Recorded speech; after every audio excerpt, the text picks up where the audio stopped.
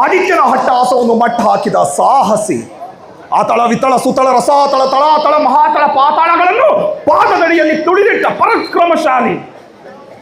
ಅಡಿ ಇಟ್ಟರೆ ಬೆರೆಯುವುದು ಭೂಮಿ, ತಲೆ ಎತ್ತಲು ಬೆಚ್ಚುವುದು ಬಾನು, ಕೈ ಎತ್ತಲು ನಡುಗುವುದು ಸೃಷ್ಟಿ.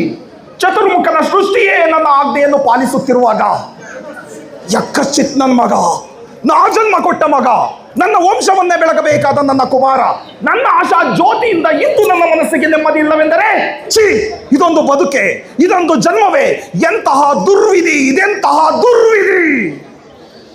ನಾನೇ ಸರ್ವಶಕ್ತನೆಂದುಕೊಂಡರೆ ಅದಾವ ಶಕ್ತಿ ನನಗಿದರಾಗಿ ನಿಂತು ಕಾಡುತ್ತಿದೆ. ಅದಾವ ಶಕ್ತಿ ಪುತ್ರವನ್ನೇ ಶತ್ರುವನ್ನಾಗಿ ಮಾಡಿದೆ. ಅದಾವ ಶಕ್ತಿ ಅವನಿಗೆ ಸಾವು ಬರದಂತೆ ತಡೆದಿದೆ.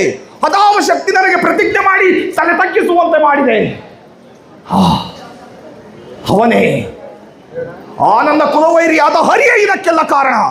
ಎಲ್ಲವೆಲ್ಲವೋ ಹರಿ, ಕಪಟಿ, ವಂಚಕಿ, ಮಾಯಾವಿ, ನನ್ನ ಮಗನ ಹೃದಯಂತರಾಳವನ್ನು ಒಕ್ಕು ಅವನ ತಲೆಯನ್ನು ಕೆಡಿಸಿ ಮನಬಂದಂತೆ ಆಡಿಸುತ್ತಿರುವೆಯಾ?